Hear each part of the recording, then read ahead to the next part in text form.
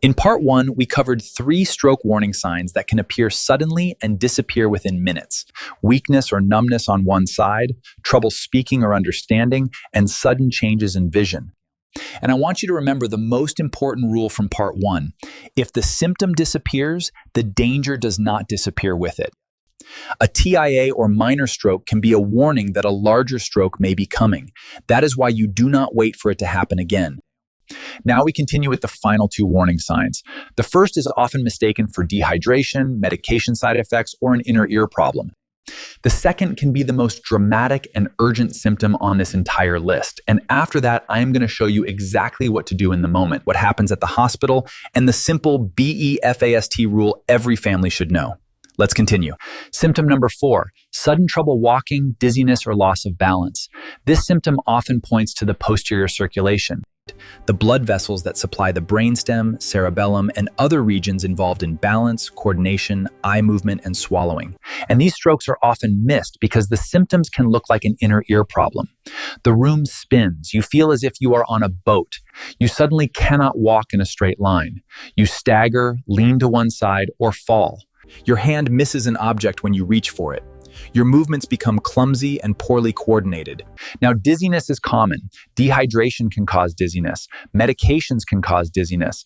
Inner ear conditions can cause dizziness. But sudden severe dizziness becomes much more concerning when it appears with another neurological symptom: double vision, slurred speech, weakness or numbness on one side, numbness around the mouth, difficulty swallowing, a new severe headache, inability to stand or walk without support. That combination is a neurological emergency until proven otherwise. Here is an important distinction. Feeling briefly lightheaded when you stand up is not the same as suddenly being unable to coordinate your legs.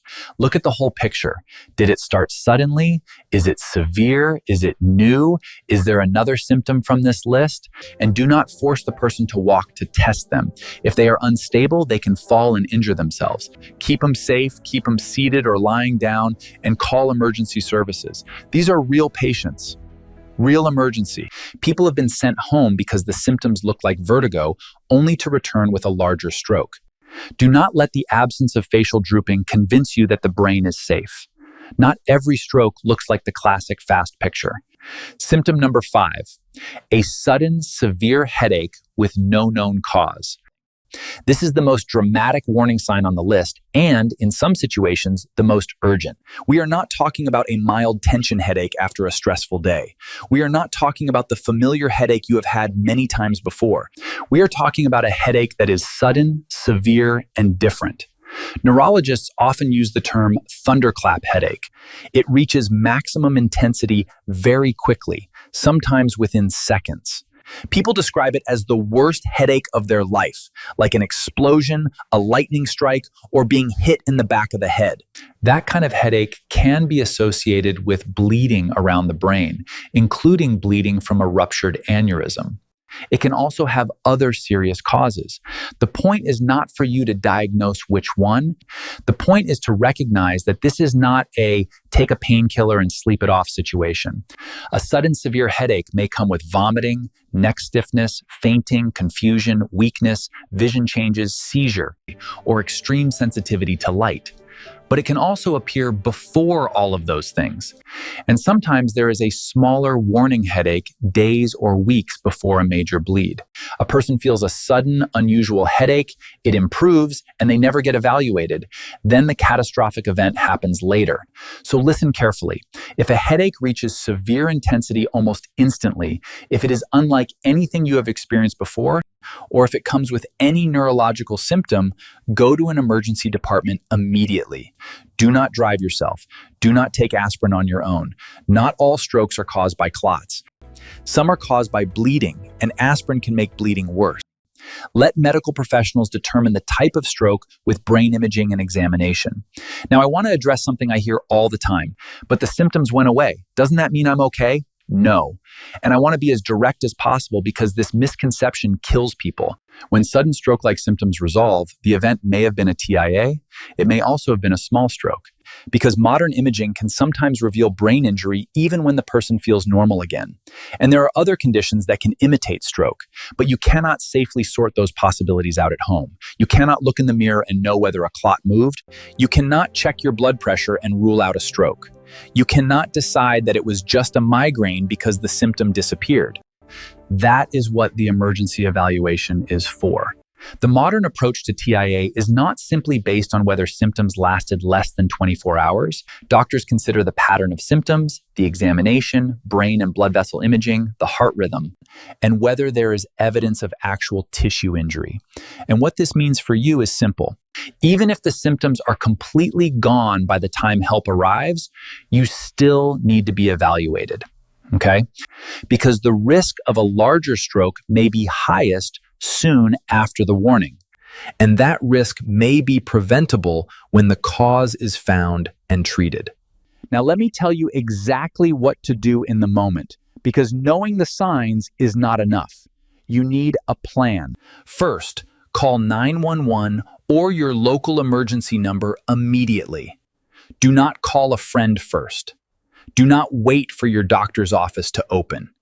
Do not schedule an appointment for next week. Stroke evaluation is time sensitive. Second, note the time. Write down when the symptoms started. If you do not know exactly when it started, note the last time the person was known to be normal. Doctors call this the last known well time, and it can influence treatment decisions. Third, keep the person safe.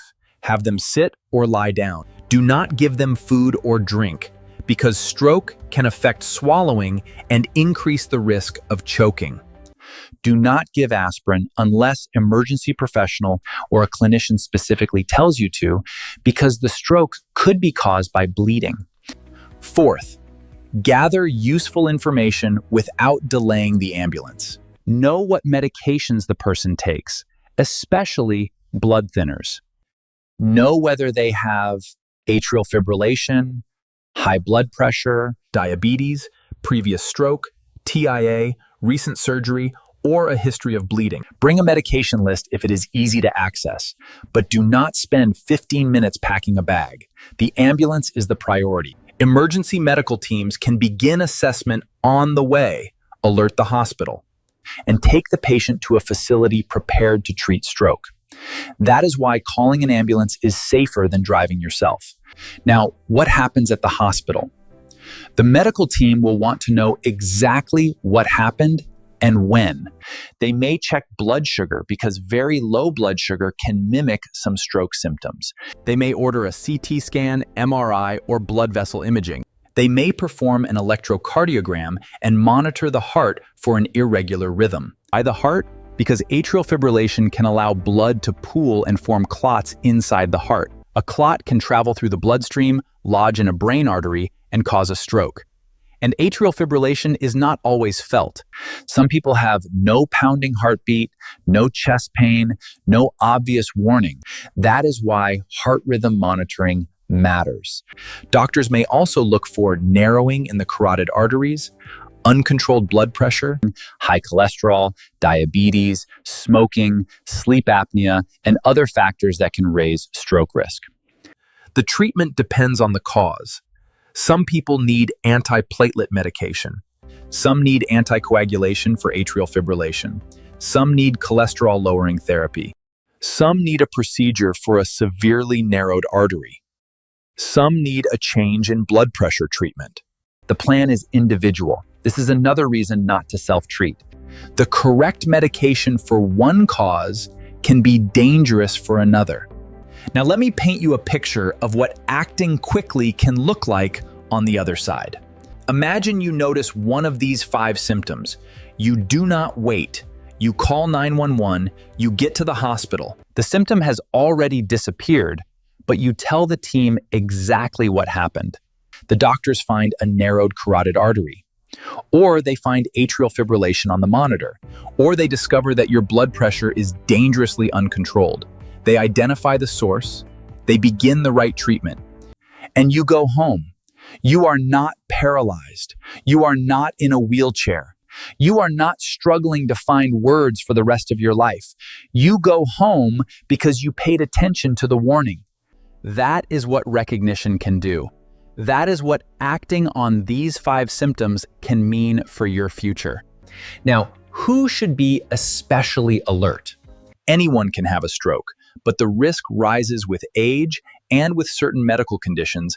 High blood pressure is one of the biggest. Atrial fibrillation is another major risk. Diabetes, smoking, high cholesterol, carotid artery disease, previous TIA or stroke, obesity, physical inactivity, and some heart conditions can all increase risk. But do not make the opposite mistake. Do not say, "I am healthy, so it cannot be a stroke." Stroke does not ask permission. It does not wait until you feel old enough. It does not always arrive in someone with a long list of diagnoses. Symptoms decide the emergency, not your assumptions about your risk. So here is the challenge I am giving you right now. Learn BEFAST. B, balance, sudden loss of balance or coordination. E, eyes, sudden vision changes in one or both eyes. F, face, one side droops or feels numb. A, arms, one arm becomes weak, numb, or drifts down. S, speech. Speech becomes slurred, confused, or difficult to understand. T, time. Time to call 911 immediately. Write it on a sticky note. Put it on your refrigerator. Save it on your phone. Teach it to your spouse. Teach it to your children. Send this video to someone you love who is over 55, who has high blood pressure, Who has atrial fibrillation, or who has already had a TIA or minor stroke. And remember this final rule: sudden means serious.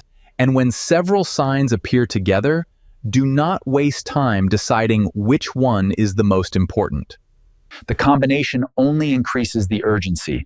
Face weakness plus slurred speech. Dizziness plus double vision. A severe headache plus confusion. You do not need a perfect diagnosis. You need emergency help. A symptom does not need to be painful to be dangerous.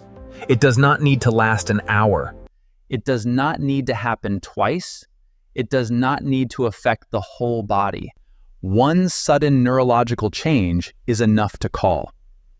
You now know what these symptoms are. But right now, in that moment, is what can separate a warning from a tragedy. And you know that acting fast, not tomorrow, not after the weekend, not after you finish dinner. Before you go, I want you to do one simple thing. Do not keep this information to yourself. Like this video, because every like helps this message reach more people who may not recognize these warning signs. Share it with your parents, your spouse, your friends, or anyone you love who may be at risk of stroke. And subscribe to the channel so you do not miss the next video that could help you protect your health, your independence, or the life of someone you care about. Because knowing the warning signs is step 1. Sharing them in time could help save a life.